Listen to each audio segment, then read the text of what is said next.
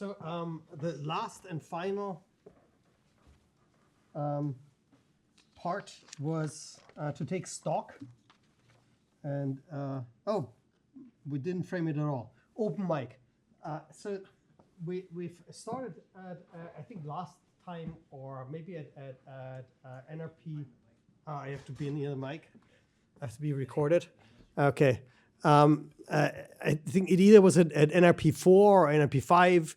We started at the end of the, when we're done, to actually reflect a little bit on the 3 days that we spent together and ask ourselves what exactly was striking, what have we learned, what do we want to do differently in NRP 7 and alike.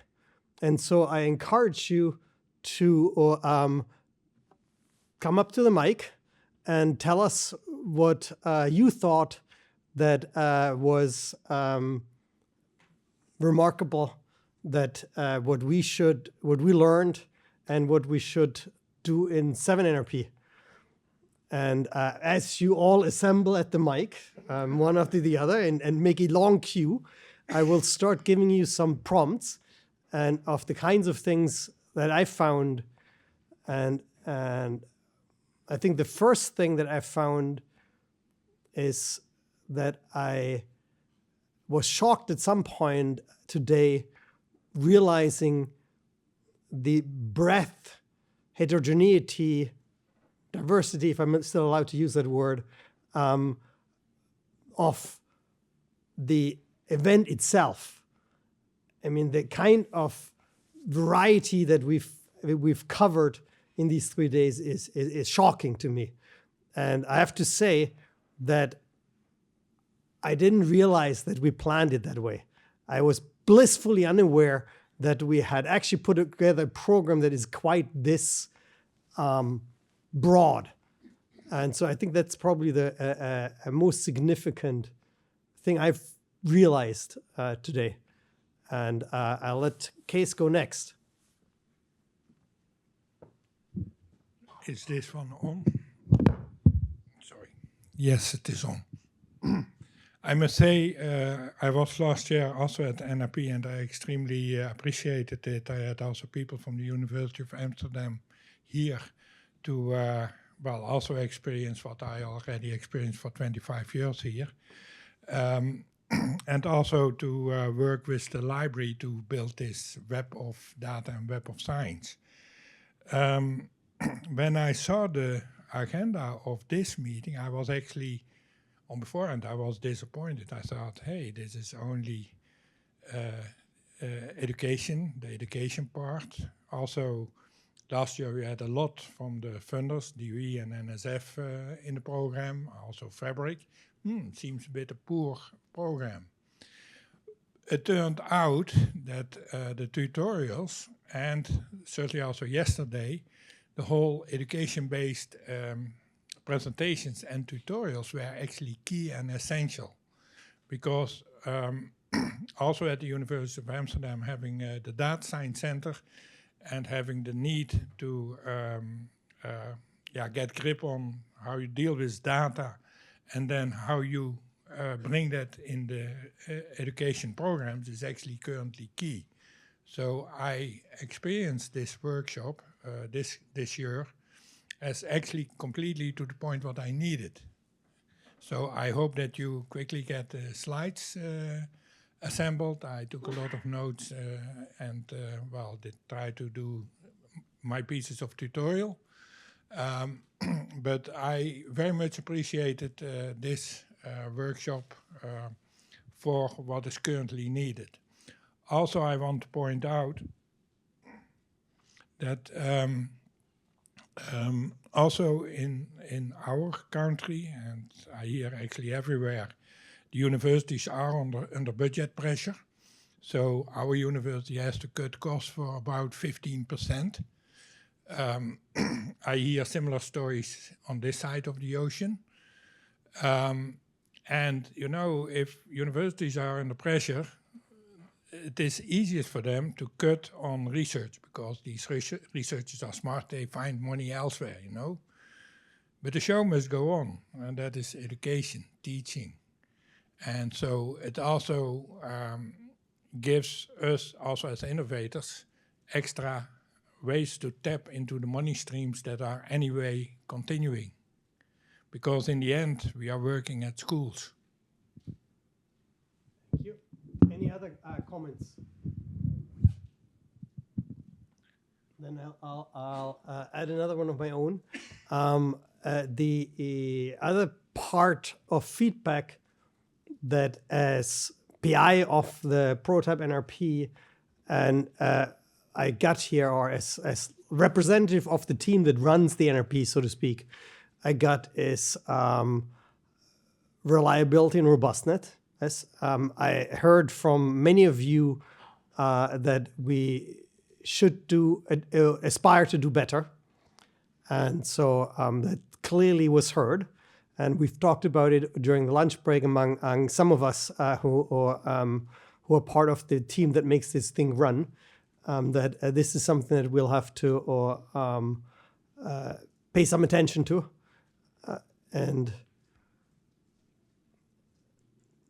any other feedback? I think that in the data story that we had, I feel we're starting to manage to communicate to the people who use the data and use the storage, how to use the storage more effectively. How to? I thought that Derek's visual of easy to scalable was a very good one. That we can build on in our communication with our user community, and by getting those of the community who need to be scalable away from what's easy is actually an excellent way of allowing those who don't need scalability to stay where it's easy. And I think that is a realization that I had when I was listening to the data section. Eric? I'm super psyched I came. As part of the education part, like, it's my passion. So thanks to Frank for everyone that you invited. I think there's a lot of, like, you curated an awesome guest list of people from the education space. I'm super stimulated. I have, like, way more people to follow up with than I'm excited about the potential collaborations. I think NRP7, we should, like, keep working together and keep figuring out how to, like, each build our social networks so that we keep expanding the work, like, in each place for sure. I guess what I would love to say about just thinking about this couple days is the workshop is really awesome. And then I would think about, like, we're, like, sharing curriculum with each other and, like, sharing how to run stuff on NRP. And I think it could be fun to, like, mix some of that in a little bit and have, like, a little bit more, like, pop something open or show something interactive, labby. And just, like, when we're moving into this Jupyter, it just runs if you have a login space, there's more and more that we could do in this kind of setting. That's like, everybody sit down and log in, and then I'll show you what it's like when I attach the new card and run, like, it's easy. It's getting easier and easier to do that stuff. And there's something about, like, seeing a slide that's like, oh, we have this much, but then also just like, oh, I'm touching it. And then when you're touching it, maybe you're going to bring it home to your university or institute, and, like, there's something about that that's like bringing the demo back to your campus, kind of thing. So let me push you on that a little bit. Yeah. So the way we've settled in the last 2 years for sure, maybe even longer, is to expand Tuesday into a full day. To what you just talked about. Yeah. We call it a tutorial day, but really and we could change the tutorial day into something more like a co-working affair than just some standing up front teaching the rest what to do, but more of an interactive co-working. That's actually a very interesting thought, and we should see whether we can do this. But yeah, so do you think I apologize that I did not come to the interactive day. you have to come next time? I could also say, like, it's a way to prompt people that you're going to have be in presentation and panel and be like, if you're going to be giving a talk, make some, like, would you like the option of also offering some interactive demo of the thing that you're giving a talk about? So because that's where I was heading in terms of question, because one could, in principle, imagine a format where it's not just front-loaded with the tutorials or back-loaded with the tutorials, but intermixed. And it's logistically a lot harder for us to pull off because those who were here already on Tuesday, we did all the tutorials at SDSC and all the plenary presentation style here because this is much nicer for plenary. And truth be told, this costs us money. And SDC doesn't cost us any money. And so we can't do the tutorials at SDC. We can't as easily do the theater kind of presentation at SDC where it doesn't cost us money. And so there's a little bit of a disincentive doing in tutorials here. But maybe we should think about whether we can make a more interspersed co-working and presentation and tutorial format that is not 2 days of non-stop presentation and 1 day of tutorial. Okay, fair enough. Yeah. So I think one way of addressing what you're doing is almost a classical solution to it, where you have demos, or interactive poster sessions, really, and we are very well set up to do that here, where you could have a whole bunch of tables and laptops and people show their stuff and you interact with it. I don't think, and I was talking to Neil McKee about this, and Jeff Weekly also, I don't think it's possible to have a room full of people attempting to do something like access the NDP, or run, flow analysis software, because people are such different levels of expertise. It's much better as a kind of one-on-one thing. So that's an idea we could do. Let me push on this to make sure I understood. Mm-hmm. So you're basically saying, imagine the traditional poster session, but don't do posters. Right. Do a co-working session. Well, it's more like demos at supercomputing, where you go in somebody's booth and you see what they're doing, Uh-huh. So and have different tables with screens where different people do different things. And they can, I can imagine coming up with a creative format like that. And since we now have such amazing flexibility of what we can do just with our laptops and a screen, when we started at this place, we would do these demos where we'd move trailer trucks like crap here to set up for a couple of days and then have to give it all back, So that we all got really sick of doing that. So I think we can certainly show things interactively, and many, many things that go on in this building, people in fact do that. That's actually kind of standard. So I want to, unless you want to follow up more on that, or? I just want to build on what Eric said about education.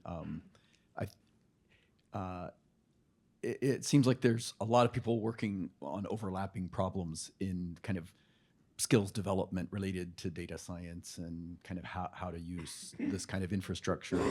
And so, I don't know if this is big enough of a community now to spawn some kind of working groups that, kind of work together on problems like that. But in my view, there's a national problem with appropriate curriculum, and like there's so much work being done on how to surface that capability now in an easy to use way. And so people are kind of solving that differently, the same thing differently, and then coalescing that into a national curriculum for machine learning and data science skills would be commendable. And then I was one quick plug, which is also the group's getting kind of geographically, large enough that maybe a format of hosting in San Diego 1 year, hosting somewhere else, at another site in opposing years might be something to think about as well. Yeah, so let me respond to the second one first. There's a disincentive for us to travel because it costs us a lot of money.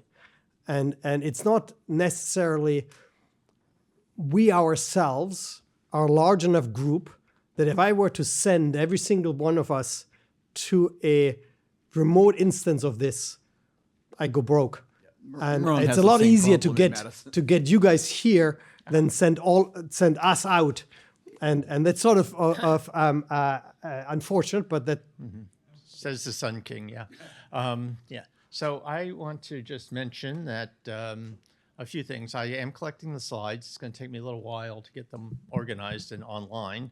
I'm still trying to get the ones from last year online, but we do have everything in here recorded, and they'll take a few days to or week to edit out all the black spaces and everything. But we'll publish what the YouTube channels are for it.